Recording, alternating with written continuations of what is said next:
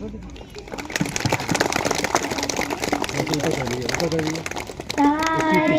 जहां से अच्छा हिंदोस्तां हमारा हमारा, सारे जहां से अच्छा हम बुलबुले हैं इसकी, ये गुलसिता हमारा हमारा, सारे जहां से अच्छा। गुर्बत में हो अगर हम, रहता है दिल वतन में, समझो वही हमें भी दिल हो जहां हमारा हमारा, सारे जहां से अच्छा हिंदोस्तां हमारा हमारा, सारे जहां से अच्छा।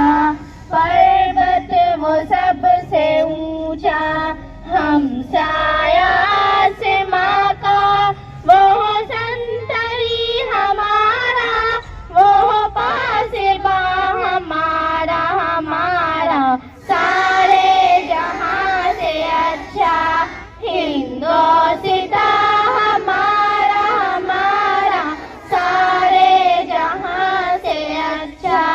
गोदी में खेलती हैं इसकी हजारों नदियां, गुलशन है जिनके दम से रश्के जिना हमारा हमारा, सारे जहां से अच्छा हिंदोस्तां हमारा हमारा, सारे जहां से अच्छा। ऐ आबरूद गंगा वो दिन है याद तुझको, उतरा तेरे किनारे जब कारवां हमारा हमारा, सारे जहां से अच्छा हिंदोस्तां हमारा हमारा, सारे जहां से अच्छा। मजहब नहीं सिखाता आपस में बैर रखना, हिंदी है हम हिंदी है हम हिंदी है हम, वतन है हिंदोस्तां हमारा हमारा, सारे जहां से अच्छा हिंदोस्तां हमारा हमारा, सारे जहां से अच्छा। यूनान और मिस्र और रोमा सब मिट गए जहां से, अब तक मगर है बाकी नामो निशा हमारा हमारा, सारे जहां से अच्छा हिंदोस्तां हमारा हमारा, सारे जहां से अच्छा। कुछ बात है कि हंसती मिटती नहीं हमारी, सदियों रहा है दुश्मन दौरे ज़मा हमारा हमारा, सारे जहां से अच्छा हिंदोस्तां हमारा हमारा, सारे जहां से अच्छा। इकबाल कोई महरम अपना नहीं जहां में, मालूम क्या किसी को दर्द नेहा हमारा हमारा, सारे जहां से अच्छा हिंदोस्तां हमारा हमारा, सारे जहां से अच्छा। हम बुलबुले हैं इसकी, ये गुलसिता हमारा हमारा, सारे जहां से अच्छा हिंदोस्तां हमारा हमारा, सारे जहां से अच्छा।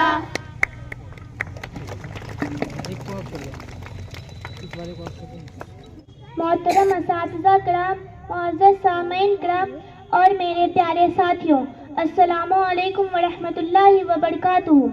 आज मुझे बेहद खुशी महसूस हो रही है कि मैं यौम जमहूरिया के मुबारक मौके पर चंद अल्फाज पेश कर रही हूँ।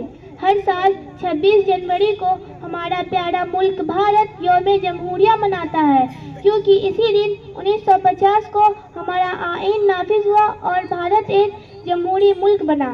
ہمارا آئین ہمیں آزادی، مساوات، انصاف اور بھائی چارے کا درس دیتا ہے۔ ہمارا آئین ہمیں بتاتا ہے کہ سب شہری برابر ہے، چاہے ان کا مذہب، زبان یا ذات کچھ بھی ہو۔ یہی ہماری جمہوریت کی سب سے بڑی خوبصورتی ہے۔ آج ہم ان عظیم رہنماؤں کو یاد کرتے ہیں جنہوں نے ملک کی آزادی اور آئین کی تشکیل کے لیے قربانیاں دی، جیسے ڈاکٹر بھیم راؤ امبیڈکر، پنڈت جواہر لال نہرو اور دوسرے مجاہدین آزادی۔ ہم ان کی محنت کی وجہ سے ہم آج مضبوط اور آزاد بھارت میں سانس لے رہے ہیں۔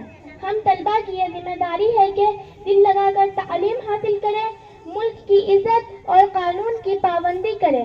ہمیں سچائی، محنت اور نظم و ضبط کو اپنی زندگی کا حصہ بنانا ہوگا تاکہ ہم مستقبل میں ملک کے اچھے شہری بن سکیں۔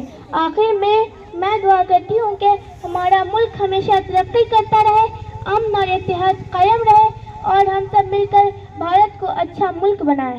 آمین۔ ملے گی منزل مقصود، ہم یہ ایمان رکھتے ہیں، ہم اپنی رہنمائی کے لیے قرآن رکھتے ہیں۔ وفاداری وطن سے ہو یہی قرآن کہتا ہے، وفاداری وطن سے ہو یہی قرآن کہتا ہے۔ ہم اپنے دل کے ہر گوشے میں ہندوستان رکھتے ہیں۔ شکریہ۔ السلام علیکم۔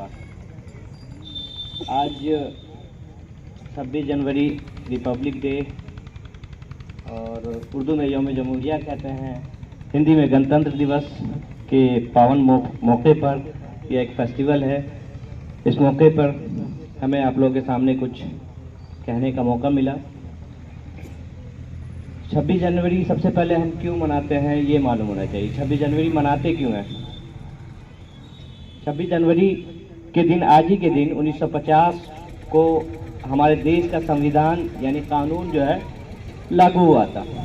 آزادی کے 3 سال کے بعد اس قانون کو بنانے میں ڈاکٹر بھیم راؤ امبیڈکر اور ان کی ٹیم نے لگ بھگ 3 سال وقت لیا پورے ڈاکومنٹیشن کو پورا کرنے میں۔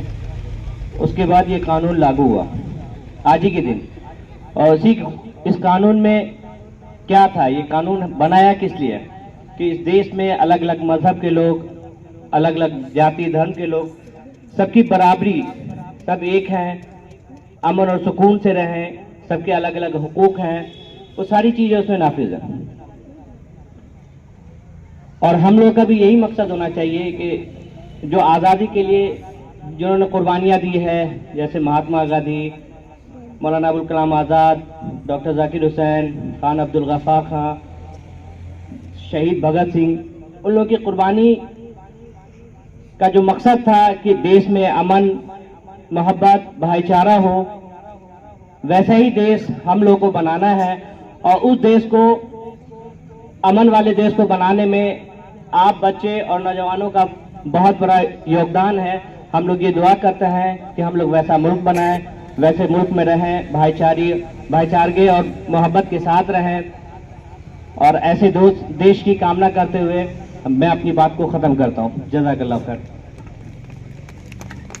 محترم سامعین اکرام، السلام علیکم ورحمۃ اللہ وبرکاتہ۔ آج 26 جنوری یوم جمہوریہ کی مبارکباد میں آپ کو پیش کرتا ہوں۔ آج ہی کے دن ہمارا سنویدھان لاگو ہوا جو تمام شہری کو برابری کا حق دیتا ہے۔